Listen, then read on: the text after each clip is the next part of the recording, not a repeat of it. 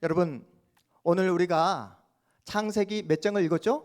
6장을 읽었습니다. 지난주는 창세기 5장을 우리가 함께 살펴보았잖아요. 창세기 5장에는 어떤 내용이 있었죠? 아담의 계보, 족보 이야기를 우리가 함께 나눴습니다. 족보 이야기를 넘어가면서 성경이 정말로 이해하기가 쉽지 않구나, 어렵구나. 그럼에도 불구하고 우리는 믿음을 가지고 꾸역꾸역 그 창세기 5장을 함께 읽어 넘어갔습니다. 그런데 우리가 오늘 만나는 장은 몇 장이죠? 창세기 6장입니다. 6장을 읽어보시니까 마음이 어떻습니까? 산 넘어 산이구나. 왜 그런 느낌이 드시죠? 오늘 본문에 나오는 네피림이 누구인지, 하나님의 아들들이 누구인지, 사람의 딸들이 누구인지 도대체 감이 오질 않기 때문에 그렇다는 것이죠. 성경을 몇 번이나 통독하고 읽고 묵상하고 해도 네피림이 누구인지 그 누구도 설명해 주지 않고 하나님의 아들들이 누구인지 설명해 주지 않아서 이 본문의 말씀을 어떻게 이해하고 넘어가야 할 것인가 라고 고민하고 지금까지 신앙생활을 하셨던 분들이 계시다면 오늘 말씀을 통해 여러분이 가졌던 그 모든 질문에 대한 해답을 찾고 하나님이 주시는 귀하고 복된 은혜를 누리시는 복된 은혜 시간 되시기를 주님의 이름으로 축복합니다. 여러분, 우리의 믿음의 조상이 아니죠. 인류의 조상 누구였죠? 아담이 아담과 하와가 선악과를 따먹은 후에 에덴 동산에서 쫓겨나게 됩니다. 에덴 동산에서 쫓겨난 아담과 하와가 임신하여 낳은 첫 번째 아들 이름이 누구였죠? 가인입니다. 그 가인이 동생 아벨을 죽이고 에덴의 동쪽 놋 땅에 거주하게 되죠. 그리고 가인이 아내를 만나 낳은 아들의 이름이 누구였죠? 에녹. 동일 이름인데 우리가 지난주에 만났던 그 에녹과 가인이 낳은 아들의 이름, 그 에녹이 동일한데 다른 사람이에요. 아들의 이름을 에녹이라 짓고 에녹성을 쌓고, 그래서 사람들로부터 자신이 살인자라는 사실을 숨김으로 계속해서 자신의 명성과 힘을 가시하려고 했던 가인을 여러분이 기억하실 겁니다.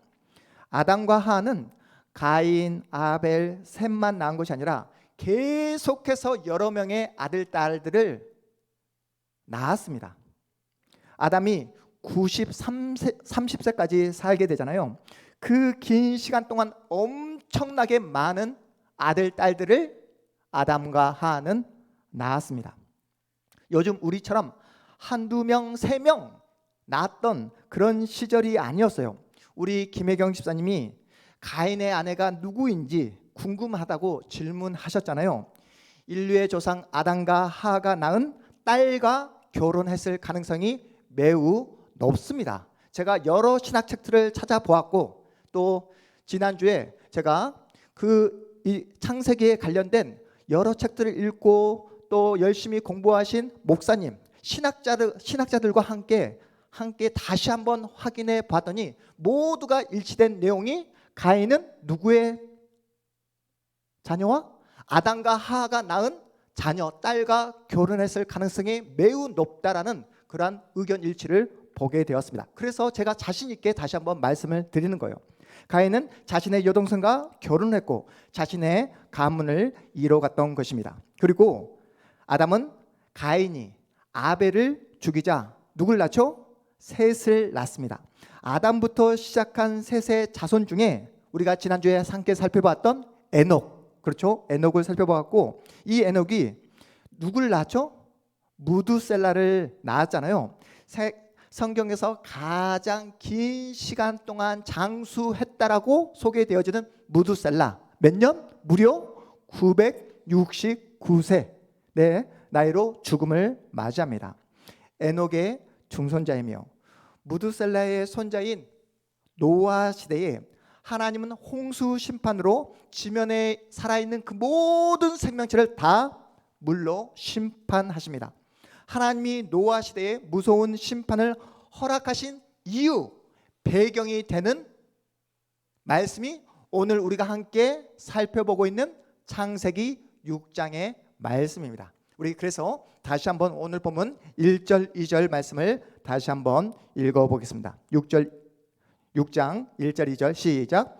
사람이 땅 위에 번성하기 시작할 때에 그들에게서 딸들이 나니 2절 하나님의 아들들이 사람의 딸들의 아름다움을 보고 자기들이 좋아하는 모든 여자를 아내로 삼는지라.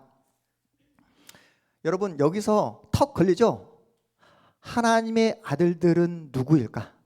사람의 딸들은 누구를 지칭하는 것일까? 여기에 대한 해석이 정말 많이 있습니다. 2절에서 말하는 하나님의 아들들을 아담의 셋째 아들인 셋의 후손으로 이해하는 신학자들이 있습니다. 셋은 누구의 후손이라고 했죠? 제가 여자의 후손. 그래서 셋의 후손을 경건한 사람으로 이해하고 사람의 딸들은 누구의 후손? 뱀의 후손인 가인의 자손으로 이해하는 신학자들이 있습니다. 하나님의 아들들이 사람의 딸들의 아름다움을 보고 자기들이 좋아하는 모든 여자를 아내로 삼았다고 했을 때 셋의 후손들은 다 남자이고 가인의 후손들은 다 여자란 말이란 말입니까? 그리고 가인의 후손으로 태어난 그 모든 딸들이 다 아름다운 미모를 가진 여성이라고 우리가 이해할 수 있겠냐고요. 또한 여자의 후손인 셋의 자손과 뱀의 후손인 가인의 자손이 결혼했다고 해서 이 혼인 문제 하나로 신실하시고 인자하심이 넘쳐나시는 그 하나님께서 불신자와 신자가 결혼을 했다고 해서 여기에 하나님께서 분노하심으로 완전히 지면에서 생명체들을 다 쓸어버린다는 것이 하나님의 인자하심, 하나님의 자비하심의 그 속성에 맞냐고요. 여러분 지금도 예수 믿는 신자들이 불신자와 결혼합니까? 하지 않습니까? 결혼해요. 그럼에도 불구하고 하나님은 참고 기다리고 그 모든 시간들을 견뎌 오시잖아요. 또 어떤 분들은 하나님의 아들들을 천사라고 이렇게 해석하는 분들도 계십니다. 하늘에서 살아갔던 천사들이 땅에 내려왔는데 땅에서 살아가는 여인들이 너무나 아름다운 거예요. 그래서 마음에 그 어떤 욕정을 품고 그래서 하늘의 천사와 이 땅에 살아가는 그 여인들이 만나서 자녀를 낳았다라고 이렇게 이해하는 분들이 계십니다. 마치 우리가 알고 있는 선녀와 나무꾼 이야기 정도로 그렇게 성경을 이해하는 분들이 계세요. 여러분 선녀와 나무꾼 이야기 우리 서진이도 알고 있는데 다 알고 계시죠? 찢어지게 가난해서 결혼은 꿈도 꾸지 못하는 나무꾼이 하늘에서 내려온 선녀를 목격하게 되잖아요. 선녀탕에서 목욕하고 있는 선녀의 모습을 본 순간 그 여인을 마음에 품고 선녀의 옷을 훔침으로 선녀와 결혼한 나무꾼. 이 정도로 성경의 이야기를 해석하는 분들이 계십니다. 여러분 우리가 천사에 대해서 배웠잖아요. 자승아, 천사는 몸이 있다 없다? 없다. 천사는 육체를 가지고 있다 없다? 없다. 오직 영혼만 가지고 있다라고 제가 말씀드렸습니다. 영혼만 가진 천사가 인간과 결혼한다는 것이 말이 됩니까? 무엇보다도 예수님은 마가복음 12장에서 천사들은 장가도 가지 않고 시집도 가지 않는다고 분명하게 말씀하고 계세요. 그래서 만약에 천사가 하늘에서 내려와서 인간 여성과 결혼해서 아이를 낳았다라고 이렇게 해석하는 분들은 예수께서 말씀하신 천사에 대한 개념을 정면으로 부정하는 해석이 되고 마는 것입니다. 무엇보다 창세기 6장에서 하나님이 누구를 지으신 것을 한탄하고 계시죠? 누구? 사람을 지으신 것을, 인간을 만드신 것을 한탄하고 계십니다. 만약 천사와 인간이 타락했다면 천사와 인간을 만드신 것을 한탄하셨다라고 그렇게 기록하셨을 것입니다. 그런데 하나님이 문제 삼고 있는 대상은 누구다? 바로 타락한 인간임을 분명히 성경이 우리에게 말씀하고 있는 거예요. 그래서 본문 5절 우리 함께 읽어보겠습니다. 본문 5절입니다. 시작. 여호와께서 사람의 죄악이 세상에 가득한가 그의 마음으로 생각하는 모든 계획이 항상 악한 뿐임을 보시고. 여러분, 이제야 이 말씀이 눈에 확 들어오지 않습니까? 하나님의 한탄과 근심의 대상은 천사가 아니라 타락한 인간임을 성경이 분명히 우리에게 밝히고 있습니다. 그렇다면 이제 본격적으로 오늘 본문에 등장하는 하나님의 아들들은 누구일까? 하나님의 아들들은 당시 고대 사회에서 힘과 권력을 가진 자들, 한 걸음 더 들어가서 자신이 가진 권력을 자기 마음대로 휘두르는 폭군으로 이해하시면 됩니다.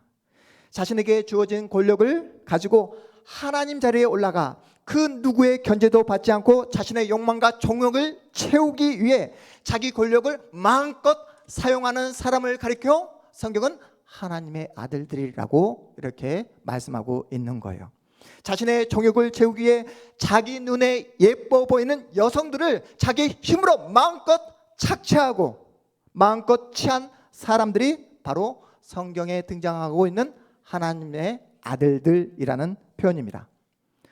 하나님의 아들들이라는 이 폭군이라는 것을 우리가 어디에서 유추해 볼 수 있냐면 우리가 먼저 배웠던 창세기 4장에 나오는 누구? 가인의 후손으로 등장하는 라멕을 통해 충분히 유추해 볼 수 있는 거예요. 라멕이 누구였습니까? 하나님의 창조 질서를 무너뜨린, 하나님께서 한 명의 여성을 아내로 맞이할 것을 명령했지만 아담과 하와처럼, 그런데 라멕은 일부 다처제를 도입한 최초의 인물이잖아요. 그래서 우리 도표 한번 볼까요? 첫 번째가 아담, 가인, 에녹, 이랏, 무야엘, 무드사엘, 라멕, 이렇게 뱀의 후손입니다. 그래서 라멕 7대 손이 되었을 때 일부 다처제를 최초로 도입한 라멕. 그런데 보십시오. 여자의 후손 아담, 셋, 에노스, 게나, 마할렐, 야렛, 에녹. 우리가 지난주에 살펴봤던 에녹 동일하게 7대 손이에요. 그런데 아담 이후에 가인과 셋으로 나눠졌던 이 갈래가 7대 손이 되었을 때 분명하게 극명하게 우리에게 보여주고 있습니다.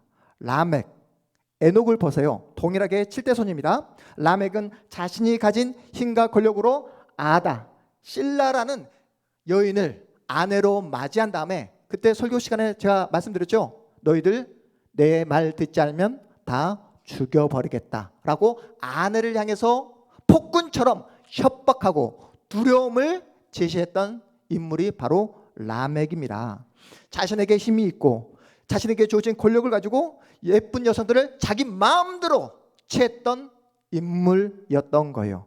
이런 시대 환경 속에서 동일하게 7대 손인 에녹은 무드셀라를 낳은 후에 하나님의 임박한 종말을 기억하며 날마다 하나님과 동행했던 인물이었음을 우리가 지난주에 함께 말씀을 통해 살펴보았습니다. 이번 주에 우리 이한이가 저에게 이런 말을 하는 거예요. 아빠는 예쁜 여자가 아빠 옆을 지나가면 눈이 안 돌아가? 안 돌아가. 엄마가 있잖아.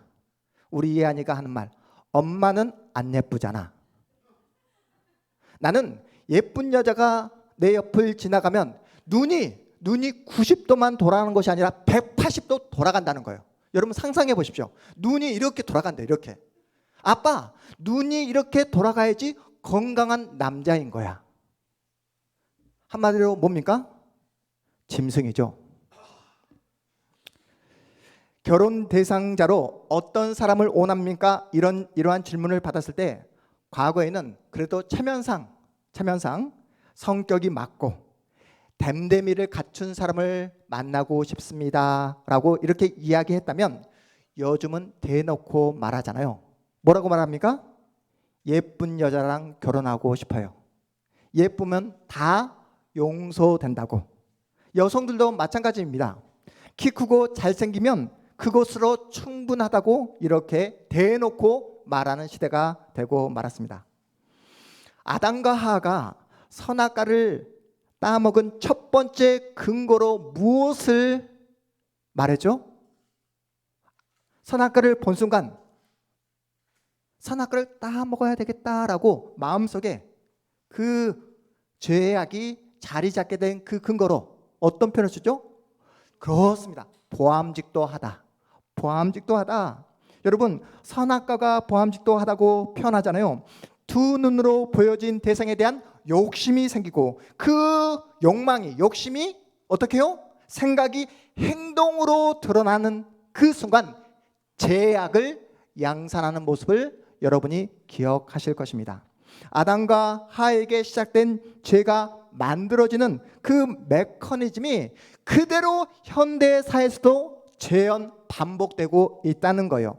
아담과 하와가 선악과를 바라보았을 때 보암직도 해서 선악과를 따 먹었다고 한다면 이제는 대상이 선악과에서 누구로? 사람으로 바뀌게 되었다는 거예요. 자기 눈에 예뻐 보이는 인간으로 하여금 예뻐 보이니까 그 마음 가운데 그 욕망이 죄악으로 나타나더라는 것입니다. 하나님의 형상대로 지음받은 인간이 인간에게 도저히 해서는 안 될 행동을 전혀 양심의 가책도 느끼지 않은 채 감행하는 모습을 성경이 꼬집고 있습니다. 자기의 힘과 권력으로 자기 안에 있는 정욕을 채우기 위해 자기 눈에 보암직도 한 여성을 마치 물건처럼 자기 마음대로 취하는 모습이에요. 하나님의 형상대로 지음받은 인간이 인간에게 도저히 해서는 안 될 행동을, 욕정을 채우는 그 모습을 성경이 우리에게 고발하고 있습니다. 그래서 우리 본문 3절 말씀 함께 읽어보겠습니다. 3절입니다. 시작. 여호와께서 이르시되 나의 영이 영원히 사람과 함께 하지 아니하리니 이는 그들이 육신이 됨이라. 그러나 그들의 날은 120년이 되리라 하시니라.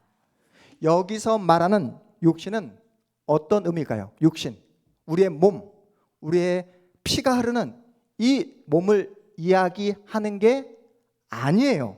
여기서 말하는 육신이란 하나님의 영을 거부하고 자기 마음대로 자기 멋대로 자기 욕망대로 살아가는 하나님의 영이 떠나버린 인간을 가리켜 육신이라고 표현하고 있습니다.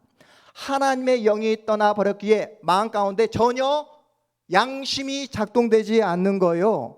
창세기 4장에 나오는 라멕처럼 기분이 나쁘다고 충동적으로 사람을 죽여버리고 눈에 예뻐 보이는 여성을 자신의 힘으로 얼마든지 취하는 그런 사람을 성경은 육신으로 표현하고 있습니다.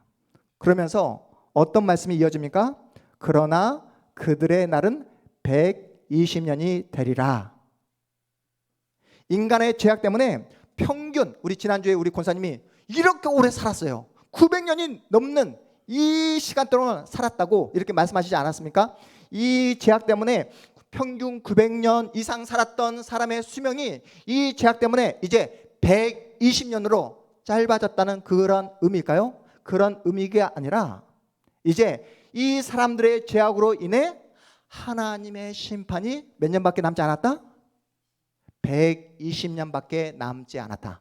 앞으로 120년 뒤면 완전히 지면에서 모든 생명체를 다 쓸어버리는 물의 심판이 너희를 기다리고 있을 것이다 라는 그런 의미입니다. 그래서 여러분 보십시오. 우리 본문 우리 4절 말씀도 한번 읽어보도록 하겠습니다. 4절입니다. 시작. 당시의 땅에는 네피림이 있었고 그 후에도 하나님의 아들들이 사람의 딸들에게로 들어와 자식을 낳았으니 그들은 용사라 고대의 명성이 있는 사람들이었더라. 여러분 이제 말씀이 하나하나 이해가 되시죠? 여기서 말하는 네피림은 바로 누구다? 앞에서 우리가 살펴보았던 누구다? 하나님의 아들들이다. 자신의 힘과 권력을 이용해서 얼마든지 자신의 욕망을 구현해내는 남용했던 사람들을 네피림이라고 이해하시면 됩니다. 오늘 우리 김충환 목사님께서 대표 기도해 주셨던 것처럼 자신의 힘, 자신의 권력을 이용해서 어떻게 해요? 다른 나라에 들어가서 전쟁을 일으키고 부족들의 그 모든 재산을 약탈하고 여성들을 자신의 정욕을 채우는 도구로 취급하며 폭력을 당연시했던 압제자들이 바로 성경에서 말하고 있는 네피림입니다. 당시에 네피림 하면 모든 남성들의 부러움의 대상이었어요. 자기 마음대로, 자기 본능대로 살아갈 수 있기 때문에 모든 남성들의 선망의 대상이 되었습니다. 지금도 사람들은 네피림이 되기를 원합니다. 세승아, 충만아, 지금도 학생들은 열심히 학교에서 공부를 하고 있는데 그 이유가 뭐라고요? 네피림이 되기 위해서 열심히 공부합니다. 돈이 생기고, 그래서 돈이 생기면 자기 본능대로, 자기 마음대로 마음껏 살아갈 수 있을까 해서 네피림이 되기를 소망하고 있어요. 한국교회 성도들이 가장 많이 하는 기도가 무엇인지 아십니까? 세승아? 뭘까요? 건강, 돈. 바로 네피림 되게 해주세요 라고 기도하고 있습니다. 하나님, 저 스카이 대학 가게 해주세요. 왜요? 스카이 대학 들어가서 좋은 직장에 들어가서 많은 돈을 마음껏 벌고 싶어서요. 좋은 직장에 들어가면 기도가 끝납니까? 아니죠. 사람들을 자기 마음대로 좌지우지할 수 있는 그런 높은 자리에 올라가 네피림처럼 행동하기를 그렇게 기도하고 있습니다. 세성아, 충만아, 여러분, 우리 세승이가 이야기했던 것처럼 높은 자리에 올라가잖아요. 그 네피림의 자리를 계속해서 더 많은 시간 동안 누리기 위해서 건강한 네피림으로 살아갈 수 있도록 건강을 달라고 그렇게 기도하고 있습니다. 여러분, 이러한 기도를 여러분도 해보신 적이 있잖아요. 여러분이 그렇게 간절히 기도했음에도 불구하고 하나님께서 여러분의 기도에 대해 응답해 주시지 않는 이유가 뭘까요?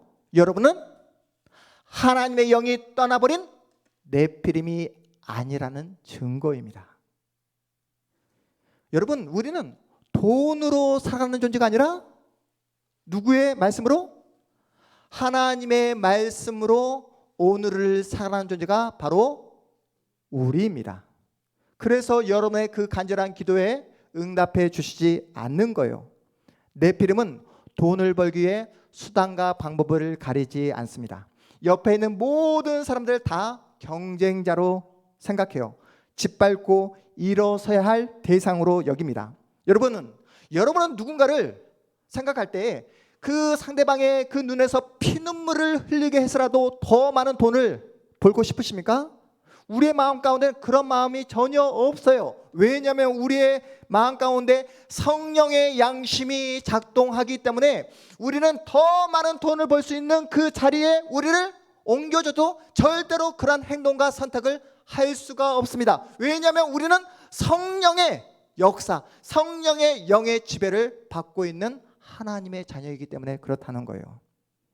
네피림은 하나님이 없어도 자기 실력으로, 자기가 가진 돈으로, 자기가 가진 스펙으로 얼마든지 살아갈 수 있다라고 자신만만해하며 살아가는 사람입니다.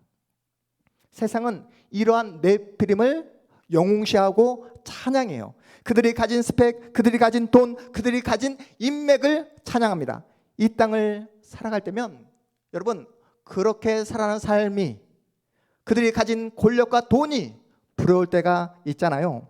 요즘 한국 주식시장이 불타오르다 보니까 이 사람 저 사람이 주식시장에 불나방처럼 붙기 시작을 했습니다. 마치 삼성 이재용 회장이, SK 최태원 회장이 우리의 미래, 우리의 앞으로 먹고 살 먹거리를 책임져 줄 것처럼 모든 사람들이 이재용과 최태원을 환호하고 있는 형국입니다.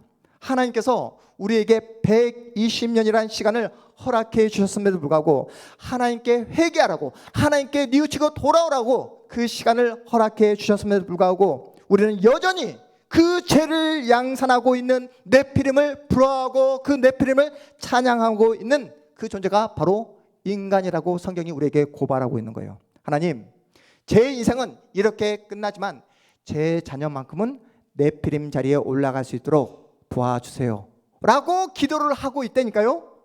예수 믿는 사람들이 자녀를 결혼시키는데 당사자들의 믿음과 신앙을 보는 것이 아니라 스펙을 따지고 집안의 경제적인 수준을 따지는 것이 여러분 말이 됩니까?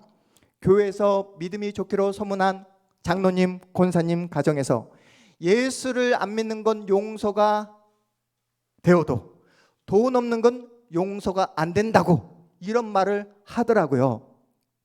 평생을 함께 살아가야 될 그 배우자를 만나는데 신앙을 보고 됨됨이를 봐야 하잖아요. 그런데 여자 쪽에서는 보는 게 뭡니까? 헌칠한 장동건을 요구하고 있습니다. 남자 쪽에서는 전공의 의사에 출연했던 누구였죠? 고윤정. 네, 고윤정을 요구한다면 여러분 건강한 가정이 세워질 수 있겠습니까? 여러분 아시잖아요.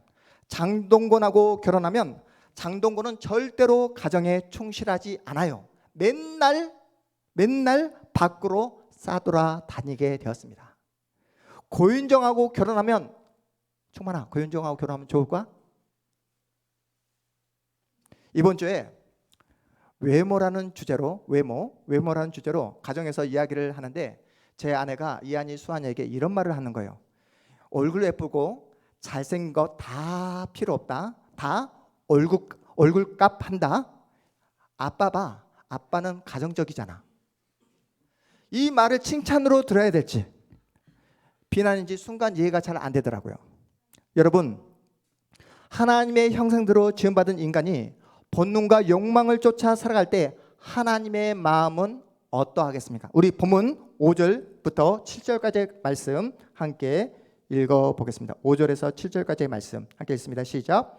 여호와께서 사람의 죄악이 세상에 가득함과 그의 마음으로 생각하는 모든 계획이 항상 악할 뿐임을 보시고 6절 땅 위에 사람 지으셨음을 한탄하사 마음에 근심하시고 7절 이르시되 내가 창조한 사람을 내가 지면에서 쓸어버리되 사람으로부터 가축과 기는 것과 공중의 새까지 그리하리니 이는 내가 그것들을 지었음을 한탄함이니라 하시니라.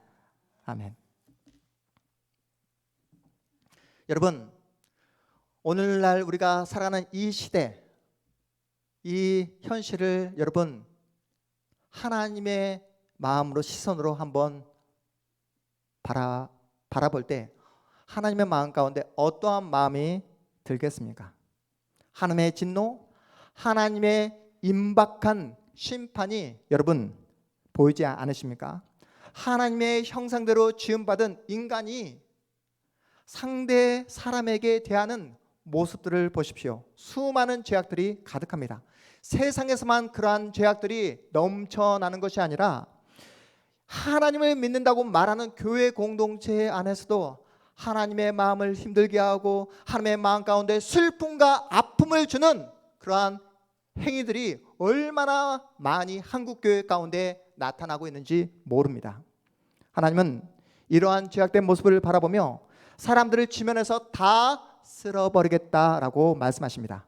하나님의 영이 떠나버린 인간들이 죄를 사랑하고 죄의 결정체인 네피림을 찬양하는 인간들의 모습을 바라보며 더 이상 하나님은 지켜볼 수 없었던 거예요. 그래서 하나님은 심판을 결심하십니다. 하나님께서 심판을 결심하시고 이 땅에 살아있는 그 모든 살아있는 생명체를 다 쓸어버리셨다면 지금 이 자리에 저와 여러분은 결코 존재하지 못했을 것입니다.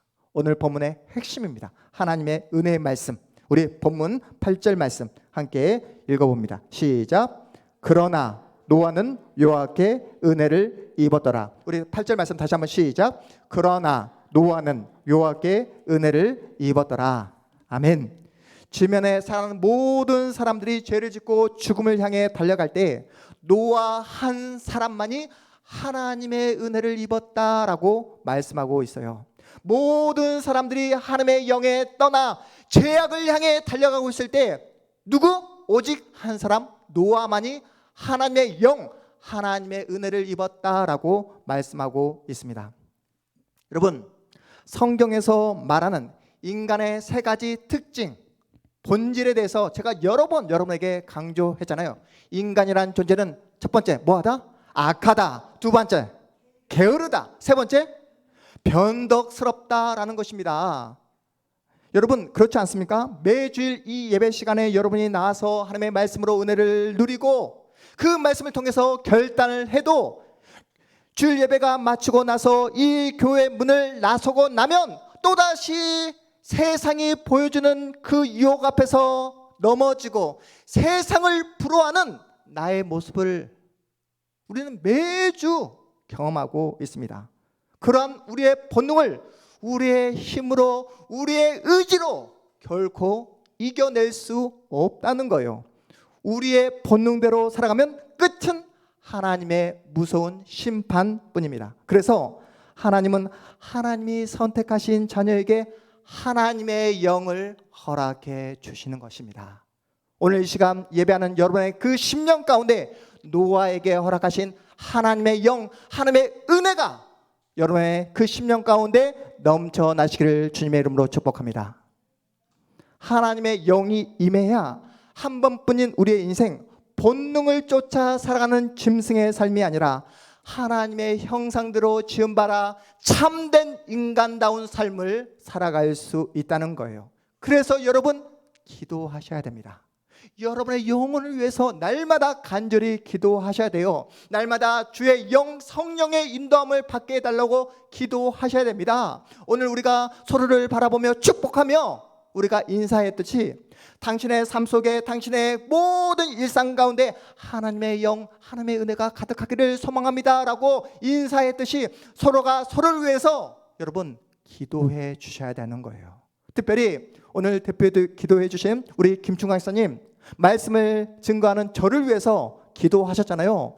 저를 위해서 여러분 기도해 주시기 바랍니다. 제가 남다르고 특별해서 여러분의 기도를 부탁하는 것이 아니라 이 강단에서 하나님의 바른 말씀을 온전히 바르게 전파할 수 있도록 선포할 수 있도록 주의 영 하나님의 은혜를 입는 그러한 주님의 목회자가 되게 해달라고 여러분 날마다 저를 위해서 기도해 주시기 바랍니다.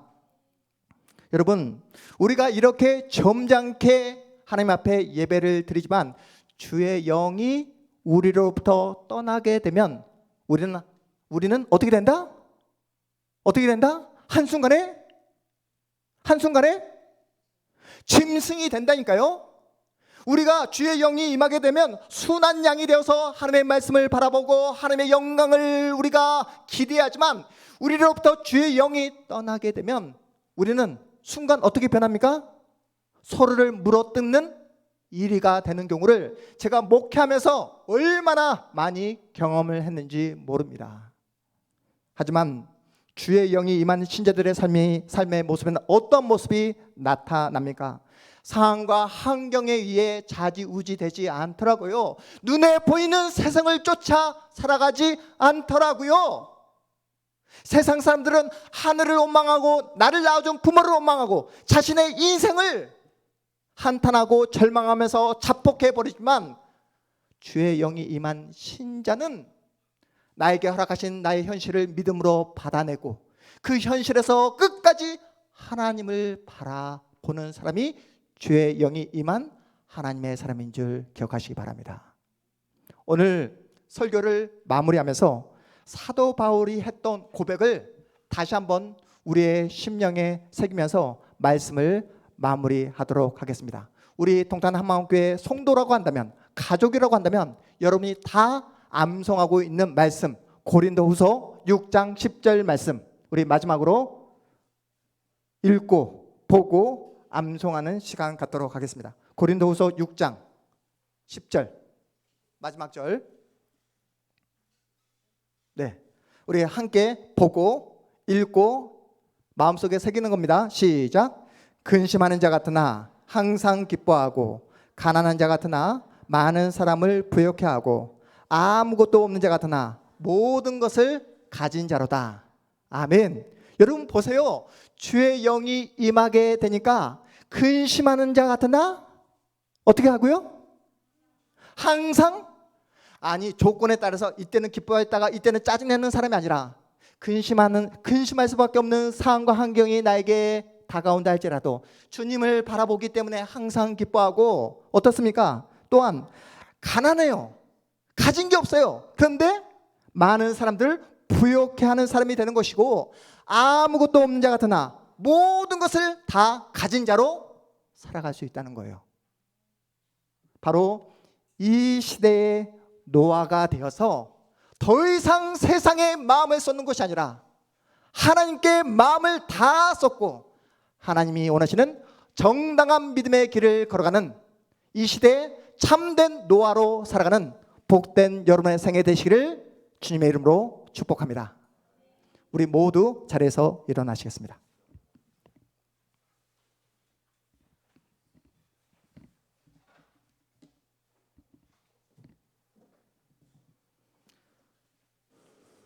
오늘 우리에게 주신 말씀을 기억하면서